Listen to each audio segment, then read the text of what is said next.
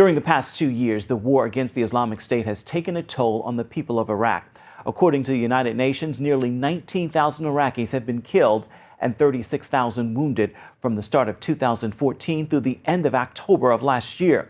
Many Christians have suffered because of ISIS, but the Yazidi people have perhaps suffered the worst. Gary Lane has more. Few Iraqis have suffered worse treatment by the Islamic State than the Yazidis. Yazidis believe God gave control of the world to 7 angels. They do not believe in hell. ISIS considers them devil worshippers. Christians are often spared from death because ISIS views them as people of the book, the Bible. While ISIS has killed some Iraqi Christians and has seized their possessions and homes, the Yazidis have suffered worse persecution. ISIS has murdered many of their men and has taken Yazidi women as sex slaves. Last year, CBN News brought you the story of a young Yazidi woman we called Shanar. In August 2014, ISIS jihadists captured her as she fled Sinjar mountain. They put her with about 100 other Yazidi girls, including some as young as 10 years old.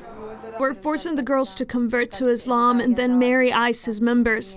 They beat our legs, heads, and arms, demanding all of us to serve them or be used as sex slaves. Shanar says ISIS fighters came to the house and offered the girls money for sex. Many of them were sold for as little as $1. They were really determined to harm us. They abused us and took pleasure in it. Most of us wanted to die. Some of the girls attempted suicide to escape the abuse. An alarming number succeeded. ISIS forced thousands of Yazidis from their homes, and many of them ended up in refugee camps like this one in northern Iraq. Fallah Hassan is one of them. ISIS captured him in Mosul, but he later escaped after witnessing the murder of a friend and other Yazidi men. Yazidi Jamil Chito lives alone in the camp. ISIS kidnapped his wife and 4 of his 11 children.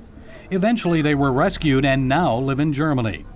Other family members weren't as fortunate. They were surrounded by 7 or 8 cars full of Daesh. They arrested all of them. They took the girls and the women, but then they blindfolded the rest of the family, including my brother, my brother's wife, cousin, and daughter-in-law, and they killed all of them right there. Jamil hopes to see his surviving family members again after the city of Mosul is liberated by the Iraqi military and its allies. And now that the city of Ramadi has been retaken from ISIS, planning has started for a new major military offensive, this time against ISIS in Mosul. Gary Lane, CBN News.